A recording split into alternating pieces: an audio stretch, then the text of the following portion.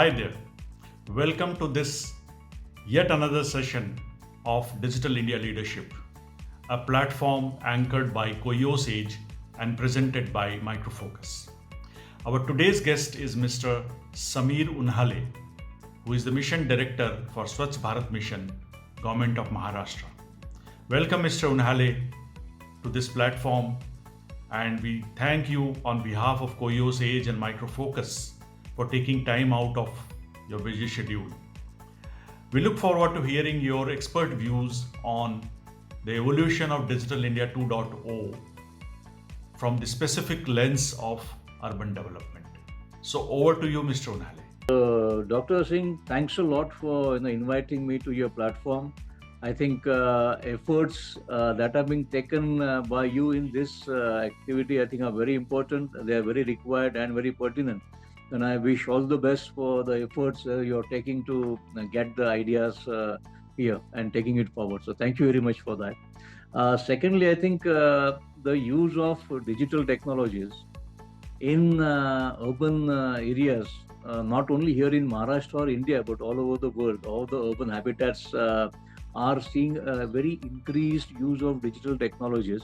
And I think that is inevitable because the information and communication technologies, which we otherwise also call as digital, have tremendous utilities and irreplaceability in handling our urban habitats. The reason I believe is that the scale and the intensity and the frequency of interactions is increasing so much that no clerical approach, no paper-based clerical approach can really resolve them.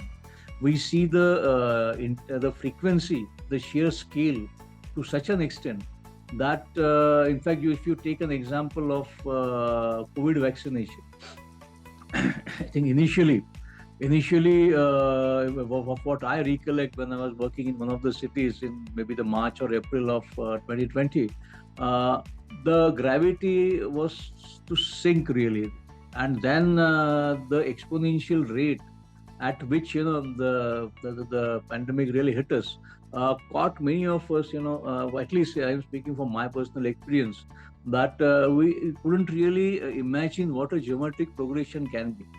And it was only and only because of the digital technology, we could really face the situation, because the information, the magnitude of information was so much that it couldn't have been dealt otherwise. And in fact, the Arogya Setu app, the COVID portal, the COVID-19 portal, all these things really showed that whenever you are thinking of handling situations in any these kind of situations, we will have to use the digital technologies to the hilt. And I believe it did show that all the latest technologies which were used, and it was even it was, I believe, even the use of, I think, Arogya Setu app, the COVID portal for the regular vaccination schedules which were made. Just imagine, maybe 100 crore information being written on paper and compiled on paper and retrieved. It was simply impossible. So I think it is a inevitability. The challenges that we are facing in this decade, we require help of digital technologies, and that I think has been proven beyond doubt. I think that pandemic was a great eye-opener for us, and I hope that we have learned the lessons. We should document the lessons. We should incorporate that into a training and skill upgradation framework, so that the coming generations and all of us are ready to engage with such emergencies whenever they come. Secondly, I think another distinguishing characteristic or feature I find in this decade is the scale, the speed with which things are coming to us. So I think the way we handled urban administration 20 years back is now simply not workable. So the institutions, the processes, the behavioral patterns that knowingly, unknowingly that come up, I think will have to be changed drastically. We will be requiring newer institutions, will be requiring more innovative, more flexible processes, to connect with each other, to share the data with each other, without following the clerical obsession with secrecy, and the paper medium based information storage and information processing format will have to be changed. Otherwise, what we faced in COVID probably is just you know to feel to us as to how the next decade and the further decades would be evolving. And therefore, I have no doubts in my mind that we, even in urban habitats and even in other sectors and areas, we simply cannot deliver and work and function without the help of the latest digital technology. So I think that has been very clearly proven. And the subsequent questions that really come to us is essentially, are we ready for that? And what at all would be our key priorities? First, I think, is human resource development.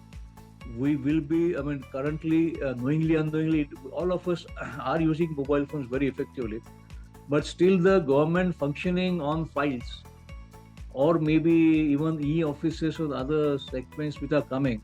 As far as the municipal function is concerned, a lot of platforms are coming up, a lot of initiatives have been taken in various state governments. There have been state level initiatives, there have been city initiatives which are trying to incorporate the benefits of digital technologies into the functioning of cities and municipalities. That is happening for last at least 20 years, and we are seeing a range of technologies. We are seeing the GIS being used. We are seeing the integrated command and control centers being used. We are seeing grievance redressal mechanisms and payment of taxation, maybe connecting with grievances, communicating with the people. We are seeing a lot of apps, especially after maybe last 5-6 years. Many city-based apps have come up, and therefore we are seeing a lot of use of digital technologies into the way the urban habitats are being administered. It can be by the municipality, it can be by the smart city, it can be by the development authorities, it can be by the parastatals, it can be by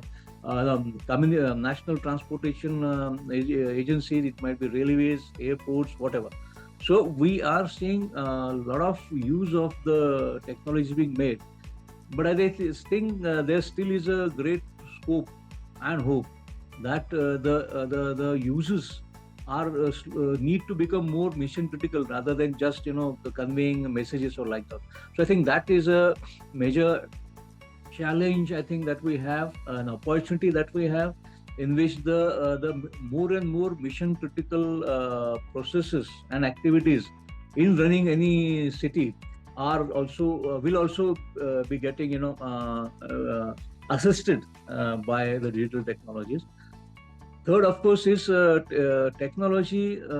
Use of technology in any society is more of a cultural challenge than a technological or financial challenge. So there is no dearth of technology, there is no dearth of finance for this thing, but still we find that very few selected technologies get widely accepted and utilized in any of the department, or even for that matter city, or even any society. And if we really look at the industrial revolution that we talk of, steam engine picked up, maybe electricity picked up, maybe IT picked up, maybe internet picked up, but then we often find the best of the technology is not getting accepted to that extent. So the challenge of when we think of digital technologies and municipalities or urban habitats, it will also have to be learned that the citizens are the main focal point of any activity, of any challenge or any enterprise that we are doing under any digital framework. And if we are not going to, therefore, rolling out digital technologies in urban areas is not a fancy of a technocrat or a bureaucrat. It will never be successful. It has to connect to the very fundamental and basic needs of the common citizens. It has to be very, very user-friendly. It has to be less snobbish, less elitist. It's only then that the common people will adapt to that. And I think there have been many such good examples seen here in Indian context, wherein we find a lot of new technologies got introduced and also well accepted and adopted by the people. In fact, maybe there are many things happening now which were probably not imagined 7 years back or maybe 6 years back, in which the changes that we're seeing, it can be, I think the digital payment is one such example in which we see all sections of society using digital payments so easily, maybe with the use of social media platforms, is also an indication that if a technology is so tailored, so designed, that even the most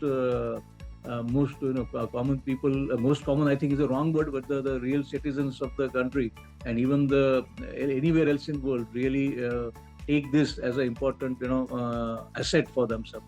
So when we are thinking of technology getting accepted, adopted in any city, any municipal setup, we also need to realize that the main focus is always the weakest of the weak and the poorest of the poor. So if any digital technology is coming up, I would be asking question whether the maybe the poorest of the scheduled child or scheduled tribe girl, is it getting any benefit out of the technology that we are getting? Then we'll have to, it's a famous Gandhi's talisman we still use anywhere. It can also be used for the use of digital technologies in municipalities. That whatever fancy technology I'm thinking of, is it helping the maybe the girl child who is still still to be maybe in antenatal care. So this the human context, the element of compassion, human context in use of technology also is a very important aspect, which we shouldn't lose sight of, because it might happen that in the fancy of having better newer technologies of greater investment, greater finance, we we shouldn't lose the core relevance and the main focus of any of the activity which any government can think of doing, which of course is the most welfare of the most people, and therefore most important Antodaya framework, which is also now coming up, that the weakest of the weak and the poorest of the poor needs to be benefited first and foremost.